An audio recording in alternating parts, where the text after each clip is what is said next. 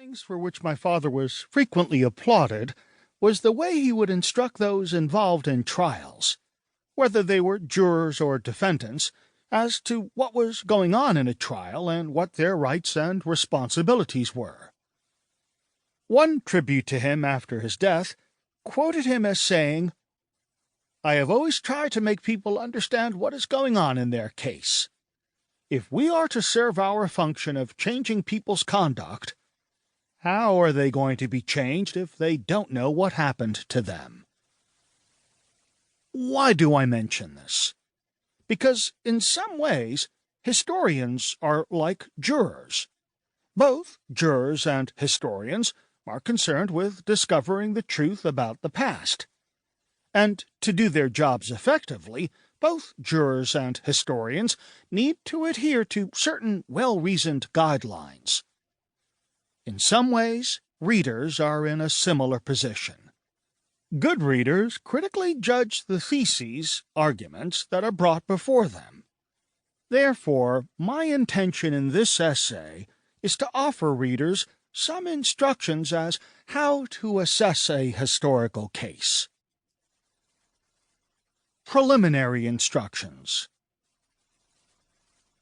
Understand the hypothesis that is presented. This seems so obvious that it shouldn't need to be stated. But because most readers are impatient, they sometimes make mental shortcuts. As a result, they miss important details that they might otherwise recognize. When readers don't fully understand a hypothesis, they are dealing with something other than what is actually proposed, and thus critiquing something other than what has actually been proposed.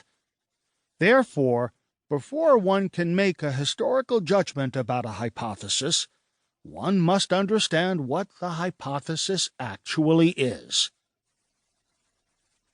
Be charitable when assessing a hypothesis or an argument. The principle of charity states that we should seek to maximize the soundness of others' arguments and truth of their claims by rendering them in the strongest way reasonable. When there are two or more possible ways to understand a hypothesis, we should understand it in the way that is most rational and persuasive within its context, all other things being equal. We should not resort to accusations of bias or short-sightedness before exhausting other options. We also need to keep in mind that even though an overall hypothesis may be incorrect, there may be points at which it is correct and helpful. The principle of charity is one of the first things one learns in philosophy, but the principle applies to other fields as well.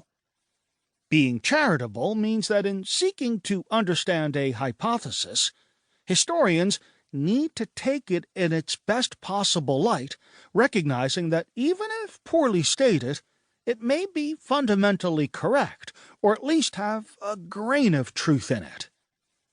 It also means that sometimes the historian needs to strengthen the argument or refine the hypothesis under consideration to address the fundamental issue properly.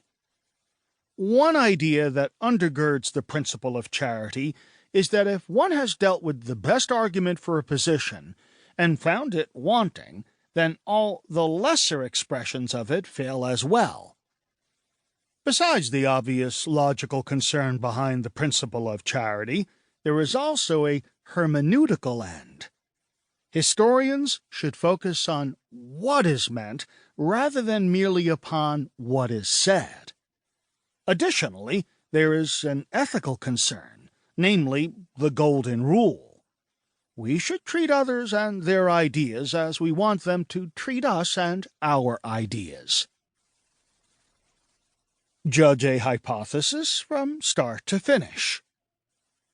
It's always tempting to skip to the end of the book. Historians must resist the temptation to peek at the conclusion of a historical argument, and if they agree with its conclusion, simply accept it without critically assessing the steps it takes and the reasoning employed to reach its conclusion. Nor should any historian